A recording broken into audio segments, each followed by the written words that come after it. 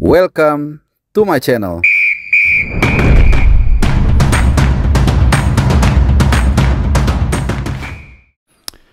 Halo teman-teman semua, selamat datang kembali di CBH. Di konten terbaru kali ini tentunya kita akan terus membahas soal nahkoda baru dari Tim Nasional Indonesia yang sampai dengan hari ini belum juga ada yang mengisi tampuk kepelatihan selepas dari bukan dipecat ya, tapi kesepakatan untuk mengakhiri kerjasama dengan rombongan dari Belanda yang dipimpin oleh Patrick Kluivert. Nah, mudah-mudahan teman-teman yang menyaksikan video ini dalam keadaan sehat, dalam keadaan juga happy, dan mungkin kalian sedang dalam perjalanan pulang, semoga selamat sampai di kediaman masing-masing atau kemanapun tujuan kalian. Oke, langsung aja. Selain membahas juga tadi soal nahkoda Timnas Indonesia, kita juga nanti akan membahas juga performa pemain timnas kita yang ada di luar negeri. Raport abroad juga gue sisipkan, jadi semoga kalian puas dengan tayangan kali ini. Jadi bagian pertama, kalau kalian suka soal kasakusuk tim kepelatihan, silahkan nonton. Kalau yang suka raport abroad ada di bagian yang kedua, atau kalau suka semuanya silahkan nonton secara keseluruhan seperti itu ya. Nah, tapi kita update dulu ya suasana terakhir. Jadi ini kelihatannya agak kusut ya kalau kita lihat dari hilalnya, dari tanda-tandanya ini kelihatannya ada gesekan yang cukup keras di dalam internal PSSI, mengingat tidak ada kejelasan soal situasi terakhir pasca pemecatan Kluivert dan kawan-kawan. Pak Erick Thohir waktu hari Kamis lalu menjanjikan kasih saya waktu 2 hari. Oke lah, 2 hari mungkin maksudnya hari Jumat dengan hari Senin.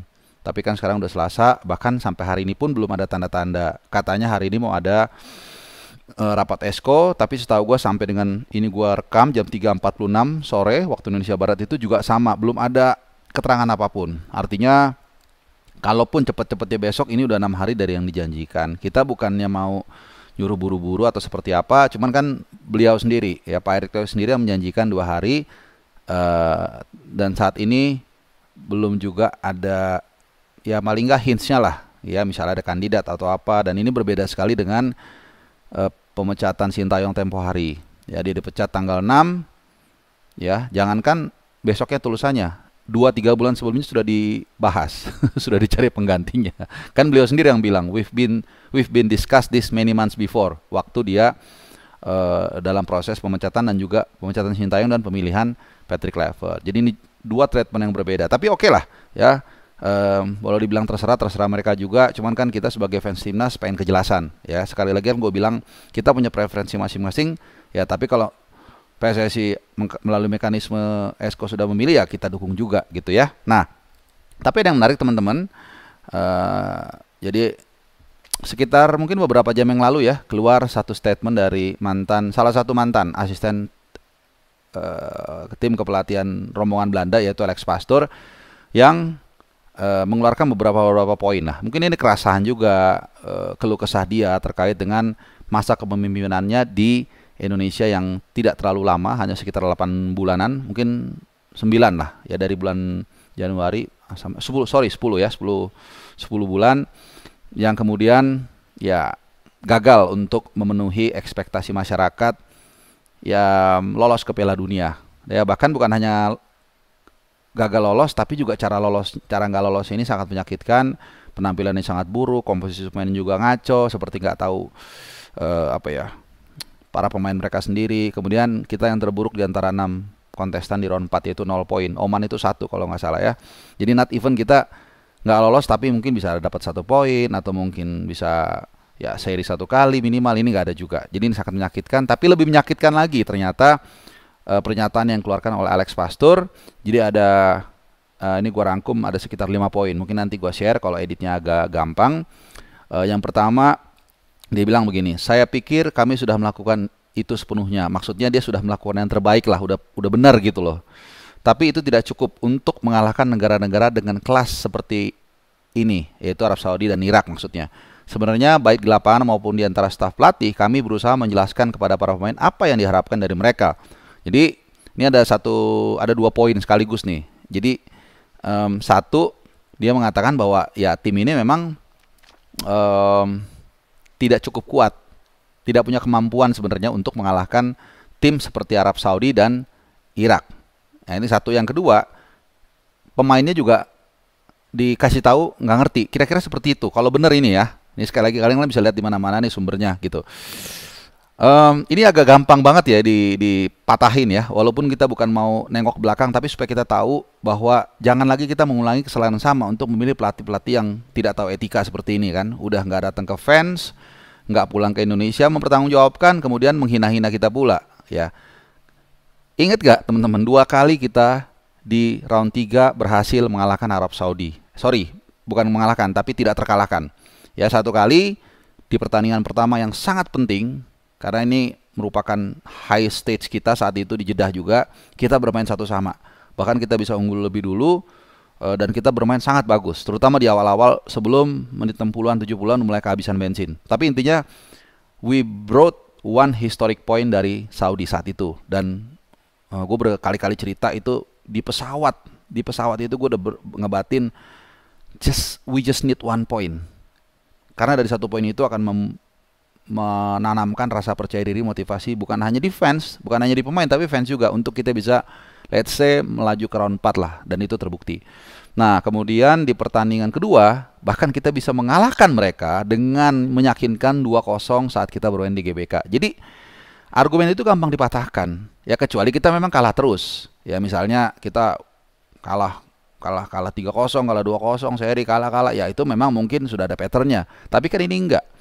Nah dan pemain-pemain itu pun berdatangan pemain-pemain yang cukup bagus, yang kita tahu bisa mendongkrak permainan kita. Ada Verdong, ada Jai dan lain-lain, kita semua tahu lah. Jadi ini sudah tidak masuk akal gitu. Dan kemudian yang kedua dia bilang pemain itu intinya nggak bisa menerima instruksi kita lah.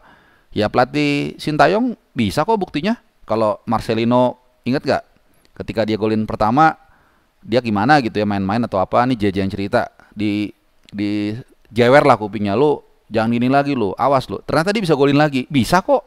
Dan itu pemain lokal loh, yang katakanlah mungkin punya pemahaman game plan tidak sebagus pemain diaspora gitu, tapi ternyata bisa kok. Nah lucunya lagi ini lagi yang dibilang pemain tidak bisa apa ya, intinya tidak bisa mengikuti instruksi di lapangan lah. Padahal dia dipilih karena apa? Ya, bahasanya sama, budayanya sama. Entah siapa tuh yang ngusulin atau yang menggaungkan, itu tanggung jawab tuh. Ya, jadi alasan-alasan gini udah nggak usah udahlah, jangan norak lah gitu ya. Oke, kita lanjut nih. Ada memang beberapa paragraf yang tapi agak sedikit apa ya, umum lah, kita ambil yang penting-pentingnya aja. Nah terus kemudian dia bicara soal, nah ini poin ke 1, 2, 3, ke-4 kalau nggak salah, 4 atau 5, 4 lah terakhir. Akan hebat jika bisa mencapai Piala Dunia, namun sebagai tim peringkat 119 dunia itu tidak mudah ataupun tidak logis. Ya, ini lucu nih. Nah ini aja ya, tidak logis. Jadi lebih aneh lagi, lebih nggak logis dia. Ya udah tahu nggak mampu, udah tahu dianggap menurut dia ini tidak logis, kok diterima. Dan kemudian dengan target yang kita tahu, ya kita start gini loh. Orang kan menggaung-gaungkan bukan kita nih ya, ada orang oknum-oknum lah. Katanya 6 pertandingan 6 poin. Ini 4 pertandingan 6 poin. Nanti dulu. Waktu kita menutup 2024, teman-teman ingat kita peringkat berapa? Peringkat 3. Hanya beda 1 poin dari peringkat 2 yang lolos otomatis. Hanya beda 1 poin loh dari peringkat 2, dan kita dari peringkat 3. Setelah kita memasuki bukan round 2 tapi tahun 2025 ya, dengan lawan yang ya relatif lebih gampang, China, Bahrain home 2 kali, kemudian lawan Australia away memang, tapi Australia itu lagi pincang. Itu kita turun ke peringkat 4 sebenarnya ya. Nggak tahu beda berapa dengan peringkat 2, itu jauh. Jadi sebenarnya bukan nggak logis, mereka yang nggak bisa memanfaatkan kelogisan bahwa kita ini peringkat 3 loh sebelum kalian datang, tapi turun ke peringkat 4. Jadi coba, ini numerik loh, angka, nggak bisa dibohongin gitu. Jadi ya mungkin kalian simpulkan sendiri ya. Jadi nggak logisnya di mana gitu. Kecuali kita memang sebelum dia datang 6 pertandingan itu kita dibantai terus, cuma 0 poin. Seperti ingat nggak China itu, 3 pertandingan kan dia 0 poin kan, sebelum akhirnya mereka dapat 3 poin dari kita yang di Qingdao. Nah itu mungkin dia bilang gitu, oke lah. Tapi kan ini enggak, kita sudah on the track. Jadi agak aneh sebenarnya pernyataan dia. Jadi sudah datang ke Indonesia, menggagalkan mimpi kita, ya main nyelonong pulang ke Belanda dan kemudian ya boleh dibilang menghina kita kan seperti itu. Nah, tapi gue tidak mau untuk katakanlah memanas-manasi supaya menyerbu IGD. Nggak usah sama sekali, gue dalam hati nggak usah. Cuman satu, cukup tahu aja. Cukup tahu, oh begini tipikal pelatih-pelatih mereka nih. Apakah ini representasi pelatih asal Belanda? Kita nggak tahu. Cuman akhirnya bukan hanya mereka yang mungkin trauma untuk melatih Indonesia, ya kalaupun boleh dikatakan seperti itu. Kita pun ada rasa trauma untuk mengambil pelatih asal Belanda.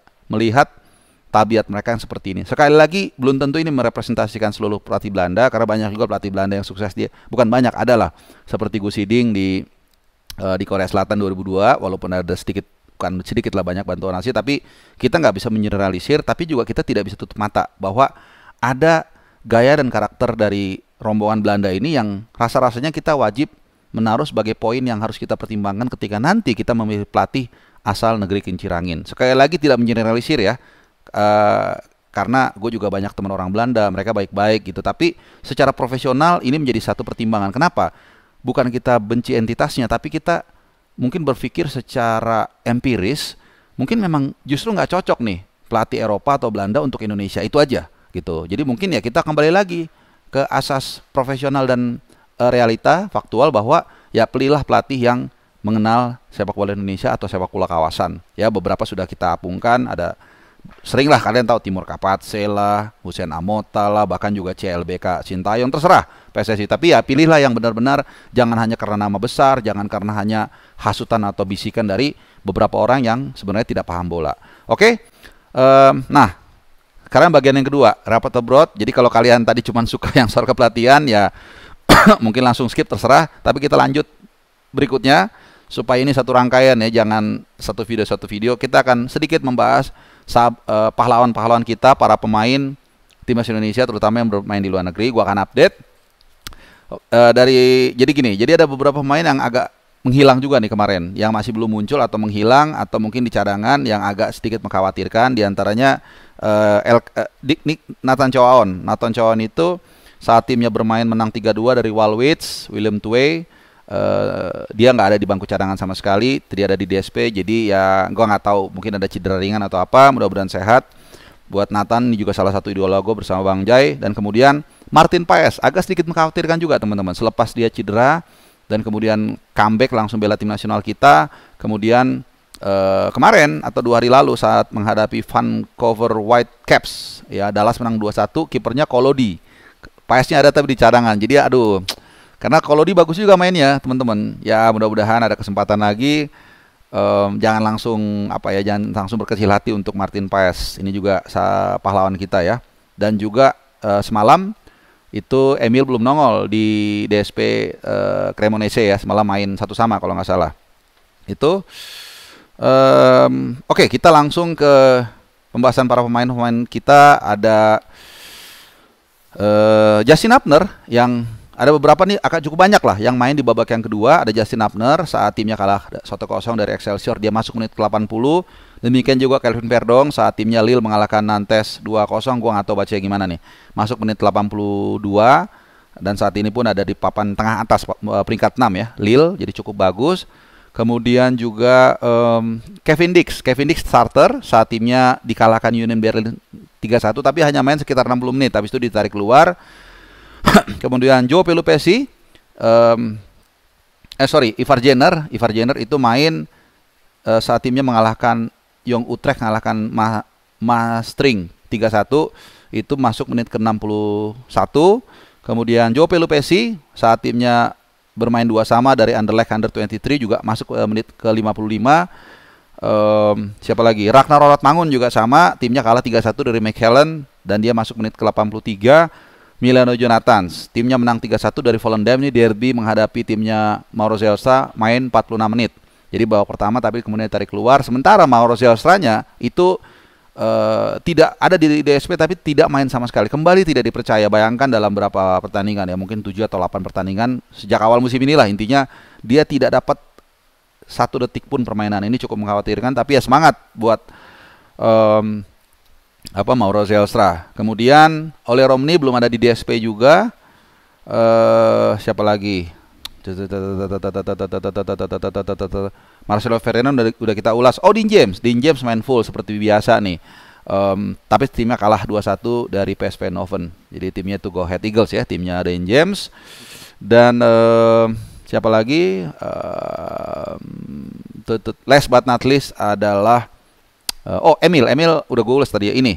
Max Hilgers ya belum jelas nih, nggak tahu di mana rimbanya dia main atau latihan aja atau seperti apa gitu. Oke, teman-teman semua, itu aja dua topik utama kita di kesempatan kali ini. Yang pertama soal pelatih yang wah ini kayaknya pabaliut ya kalau orang Sunda bilang atau nggak jelas lah ya, dan juga rapor terberat para pemain diaspora kita di luar negeri.